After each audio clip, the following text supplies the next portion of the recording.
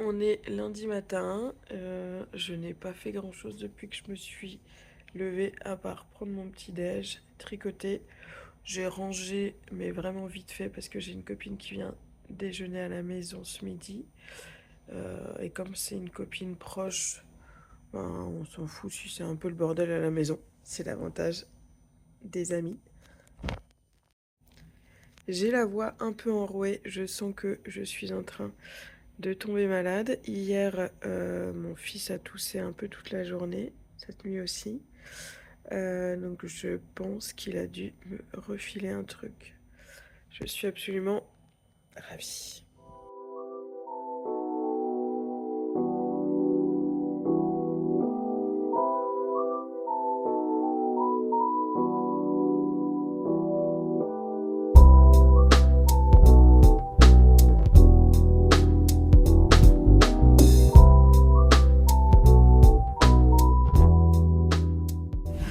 J'avais prévu de ne pas sortir de la journée. Mais mon mec m'a rappelé qu'il fallait acheter du sirop pour la toux pour notre fils. Je suis obligée de sortir. Et j'ai pas mis de crème solaire parce que je pensais pas sortir. Et comme je suis un peu zinzin, je me suis complètement mitouflée.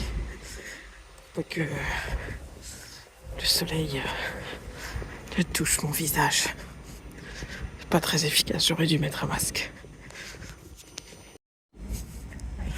Je voulais en profiter pour aller déposer des livres à la bibliothèque. Mais elle est fermée le lundi. Et il n'y a pas de boîte à livres à l'extérieur pour les déposer. Donc je fais un petit détour pour aller à la pharmacie, histoire de marcher un petit peu plus que juste 3 minutes. Et voilà. Mission accomplie. L'avantage d'avoir un enfant grand maintenant, c'est que on peut quasiment prendre les mêmes médicaments. Et j'ai lancé un nouvel audiobook. En fait, il y en a pas mal sur le site de la bibliothèque. Et c'est cool, même si on est limité en termes de nombre par mois, évidemment. Sauf que selon les livres, c'est pas toujours la même plateforme. Il y a des plateformes où on peut augmenter la vitesse et d'autres où on peut pas. Et en fait, moi ça me gonfle quand on peut pas augmenter la vitesse. Et du coup, il y en a deux que j'avais déjà emprunté malheureusement à la bibliothèque et que j'ai dû réécouter sur Audible. Je me suis réinscrite gratuitement. Je vais pas payer pour ça, clairement, pour pouvoir les écouter en x2. Voilà. Donc là, j'écoute Les Influentes d'Adèle Bréau, je crois. Un truc comme ça. Hier midi, on a fait un énorme poulet. Du coup, mon mec a fait un bouillon avec hier soir. Et là, je suis en train d'essayer de le faire épaissir un peu. J'ai fait cuire des petites pâtes, des mini pâtes à côté. J'ai filoché un petit peu de poulet pour en rajouter. Il y a plein de légumes dans le bouillon. Je pense que ça va faire du bien. T'as fini tes plans, maman? Tu viens mettre la table? Ah bah oui, hein. Il est 19h20. Tu voulais faire quoi? Je sais pas, on fasse un truc, mais c'est pas grave.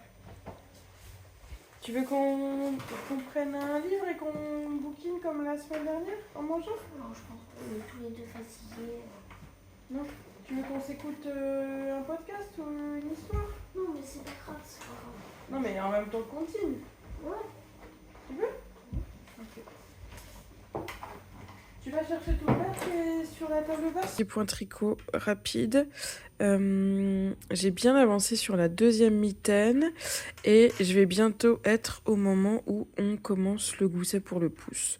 Donc je pense que d'ici, allez, peut-être pas demain, mais mercredi, je pense que j'aurai terminé. Donc c'est des mitaines qui se tricotent en une semaine quand on est au chômage.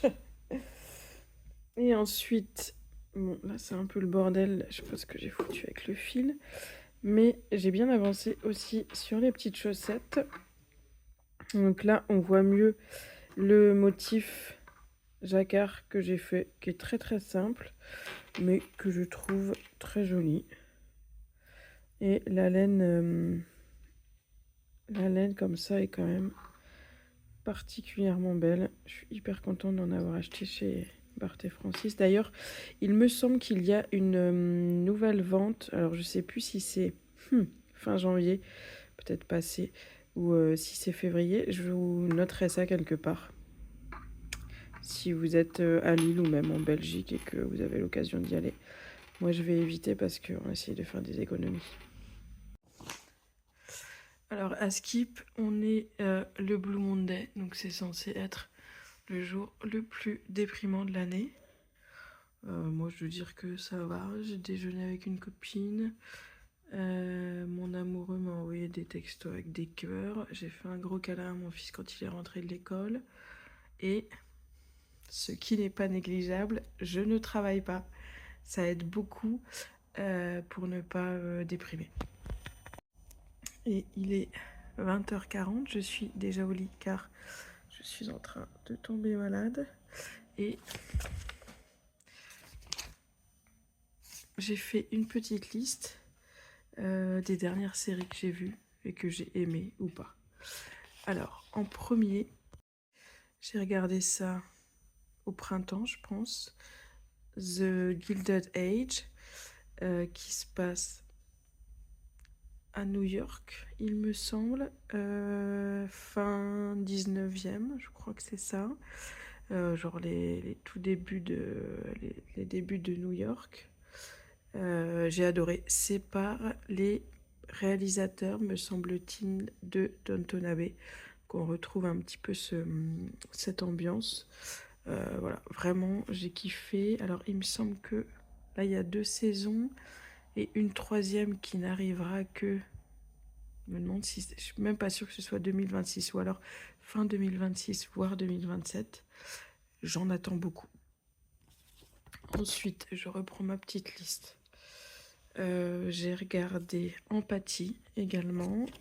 Oui, alors The Gilded Age, il me semble que c'est sur Canal, me semble-t-il. Empathie, pareil sur Canal. C'est une série québécoise avec l'actrice principale, c'est également la réalisatrice. Incapable de me souvenir de son nom, je la connaissais pas avant. Et avec Thomas Njijol, c'est vraiment hyper chouette. C'est drôle, c'est émouvant. Ça se passe de nos jours dans un hôpital psychiatrique. Vraiment, je vous la conseille 1000 fois. Faut avoir le cœur bien accroché quand même, hein. Il y a certains épisodes qui sont un peu compliqués. Une seule saison pour l'instant. The Buccaneers, j'ai commencé ça. Il me semble que c'est Apple TV. C'est un peu style Bridgerton. Ça se passe dans fin 19e aussi. Alors, il me semble que c'est des Américaines, des petites jeunes, qui viennent au Royaume-Uni, genre pour se marier, pour trouver des prétendants, ou je sais plus quoi. J'ai pas accroché de ouf, j'ai même pas terminé. Alors, je sais plus s'il y a 1 ou 2 saisons. J'ai même pas terminé parce que vraiment, j'ai pas accroché. C'est que des histoires de machine veut se marier avec bidule et tout. Comme Bridgerton, hein, j'avoue que les premières saisons, j'ai regardé, mais au bout d'un moment, ça m'a gonflé. Voilà, ça m'intéresse pas trop. Winter Palace, j'ai regardé ça un peu au pif. Je crois que c'est sur Netflix. Franchement, j'ai regardé quand même toute la première saison. Je crois qu'il n'y en a qu'une d'ailleurs. Je suis même pas sûre qu'une deuxième soit prévue. C'est un couple qui ouvre un palace en... Je sais plus si c'est en Suisse ou en France, mais dans les Alpes. Voilà, sans plus. The Great, ça c'est une copine qui me l'avait conseillé, c'est sur Netflix. Et... dis donc. Donc c'est l'histoire de une jeune fille qui deviendra Catherine II de Russie. J'ai revérifié évidemment parce que je suis incapable de vous sortir ça de mon chapeau, hein. Donc elle arrive en Russie pour se marier avec Pierre III. Lourdingue. Le roi est extrêmement gênant, mais ça, la série n'y peut rien, mais du coup, j'ai pas trop accroché. Les épisodes sont très longs. Moi, j'avoue que les épisodes qui durent 50 minutes, 1 heure, j'en ai vite marre. Donc voilà, j'ai pas accroché. Je crois que j'ai même pas terminé la saison 1. Je pense que j'ai dû voir la moitié, mais même pas sûr d'avoir terminé. Emily in Paris, évidemment, j'ai regardé. C'est toujours aussi nul, mais ça se passe à Rome au début et à Venise à la fin, donc au moins il y a quelques jolies vues de l'Italie. C'est un peu le seul intérêt. The Residence, ça c'est une copine aussi. Ah oui, Emily in Paris, je crois que c'est sur Netflix. The Residence, c'est Canal ou Apple TV, je ne sais plus. C'est une copine qui nous l'a conseillé. C'est assez court, je crois qu'il y a 5 ou 6 épisodes, mais les épisodes sont assez longs. C'est très chouette. C'est avec une actrice qui jouait dans Orange is the New Black. Je sais plus le nom de cette actrice, mais elle est vraiment très très chouette. Qu'est-ce que tu veux? T'as vu des séries toi aussi récemment? Tu veux nous en parler? Hein? Ouais. C'était très bien, un peu long. Là encore, les épisodes sont assez longs. Euh, Ça mériterait soit moins d'épisodes, soit des épisodes plus courts, je sais pas. Mais l'ambiance générale et l'actrice sont vraiment cool. J'ai quasiment terminé Loot, qu'on m'a conseillé. Ça c'est pareil, je crois que c'est Apple TV, il me semble, qu'une copine m'a conseillé aussi. C'est une nana qui divorce de son mec qui est milliardaire. Et du coup, elle récupère plein de thunes. Elle a l'habitude d'être hyper oisive et tout parce que elle a pas d'enfant, elle travaille pas.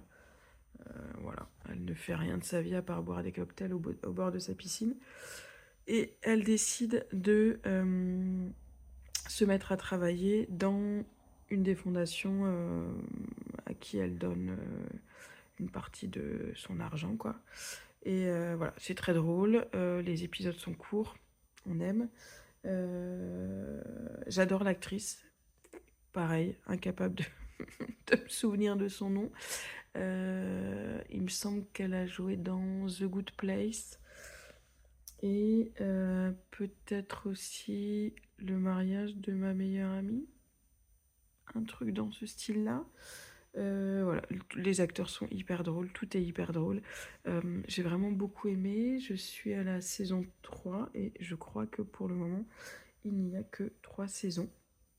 Ah oui, il y a sur YouTube aussi, je suis pas du tout télé-réalité. On a regardé un petit peu avec mon mec, enfin on a regardé un petit peu, non, on a regardé beaucoup L'amour est dans le pré, quand ça a commencé il y a au moins 15 ans maintenant, je pense. Et puis voilà, on s'est vite arrêté finalement. On regarde un petit peu Top Chef, mais alors maintenant que les épisodes durent 5 heures et qui se terminent, qui commencent le mercredi à 21 h et qui se terminent le jeudi à 3 h du matin, autant vous dire qu'on a moins la motive quand même. Et du coup, on regarde encore un petit peu, mais c'est vraiment très rare. On a regardé pendant un moment sur M6, là, pareil, il y a 15 ans, la télé-réalité sur la musique, mais là encore, c'est pas de la télé-réalité pardon, qui rentre chez les gens et tout, donc c'est moins gênant. Donc, bref, tout ça pour dire une télé-réalité que je regarde en ce moment sur YouTube qui s'appelle Game of Wool, sur le meilleur ou la meilleure tricoteur-tricoteuse de Grande-Bretagne. Tout est dit dans le titre, voilà, c'est cool, c'est rigolo, c'est sympa. Et une petite série quand même que personne ne connaît, qui va vous étonner, mais qui est vraiment très drôle. C'est ma petite série doudou, c'est Friends. En fait, ça fait 1 milliard d'années. Je pense qu'il faudrait que Netflix fasse ça, qui calcule, bon c'est plus sur Netflix maintenant donc non, mais calculer le nombre d'heures que j'ai passé devant cette série. En fait, c'est affligeant. Je termine le dernier épisode de la 10e saison et je renchaîne tout de suite sur le tout premier épisode. Et voilà, je fais ça tout le temps, tous les jours. En fait, je regarde tous les soirs, pas forcément un épisode en entier, bien qu'il soit très court, mais au moins un petit bout d'épisode. Alors, quand ça commence et qu'il y a le générique, il faut que je tape en rythme, parce que sinon, le lendemain, je vais passer une mauvaise journée. La meuf complètement starbée. J'ai déjà essayé de me coucher sans regarder, mais ça m'angoisse. Bon, après, ça c'est vraiment quand je suis chez moi le soir, mais quand je suis en vacances ou chez des potes ou chez mes parents, quoi. Et il y a pas de, j'arrive à m'en passer, mais vraiment quand je suis chez moi, ça fait partie de mon petit rituel. Et si je le fais pas, je me sens pas bien. Voilà un peu les dernières séries que j'ai kiffées et ma santé mentale qui ne va pas mieux visiblement.